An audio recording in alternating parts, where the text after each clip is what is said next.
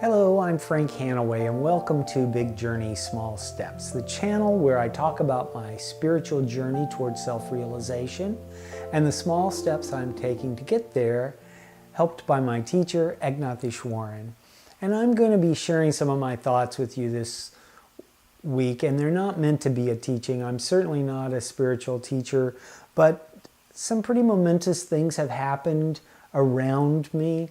And I just wanted to reflect on that a little bit and what it means in terms of my spiritual practice. First of all, at my former school, the school that I love so much that I retired from last year, a mother of two 10-year-old girls, two twin girls, just suddenly passed away. She was here and then she was gone. My understanding was that she had a heart attack, but I'm not certain of that. And she was a lovely woman and very helpful, very involved in school, very involved in PTA. And it's like she just vanished off the earth.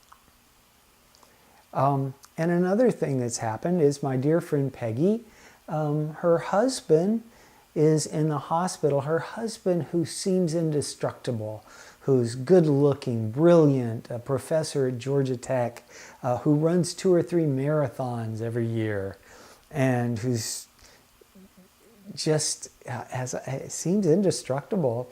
And he's in the hospital with, he's just suddenly out of the clear blue skies, never had any heart problems. As far as I know, never had really any kind of medical problems whatsoever. And he's had some serious arrhythmia, and they were worried for a while that he was going to go into cardiac arrest. I just got word a few minutes ago that they're going to do an ablation tomorrow on his heart, and they're 80% sure that they will fix it. So, and that everything will be fine. But it just made no sense, and they've just bought a new house together. It's just so eye-opening how quickly things can change.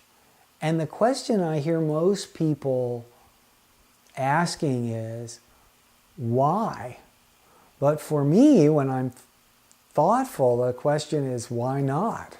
I mean, we know we're mortal. You may not believe it. There are times in your life when it really hits you that one day your physical presence from this world will be gone. What happens after that? Some people think they're absolutely sure. I'm not so concerned about that as I am about realizing my true self in this lifetime. And do everything I possibly can to get there. And I've just been realizing how very short life is and how unexpected. 10 years ago, I would never have expected that I would watch my mother lose a piece of her brain every day, that another little part of her brain would shut down. I never expected that. I had an idea of what was coming, but it didn't include this. And you really can't, the things I guess I'd been concerned about didn't happen at all. So worry is pointless, because we worry about things, we make up things in our mind that just never come to pass.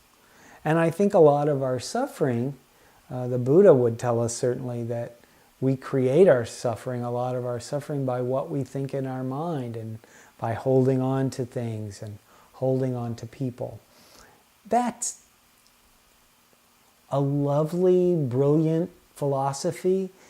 It's very difficult to apply when you see 2 young girls and a husband who just lost his wife totally unexpectedly, like one day everything's fine and the next day your life is completely upside down.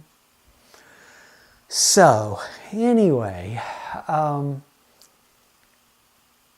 so I wonder how you handle these things. And I know for years, one of the ways I handled it was just not to give it any attention. But as I get older, I'm giving it more and more attention, and it is my intention to give as much energy to my spiritual practice as I possibly can so that I can achieve that goal while I'm here. And in doing so, can make some difference in the world. Anyway, that was a little bit too serious. Thank you so much for spending time with me today. From the very bottom of my heart, with all my love, I wish you peace and joy.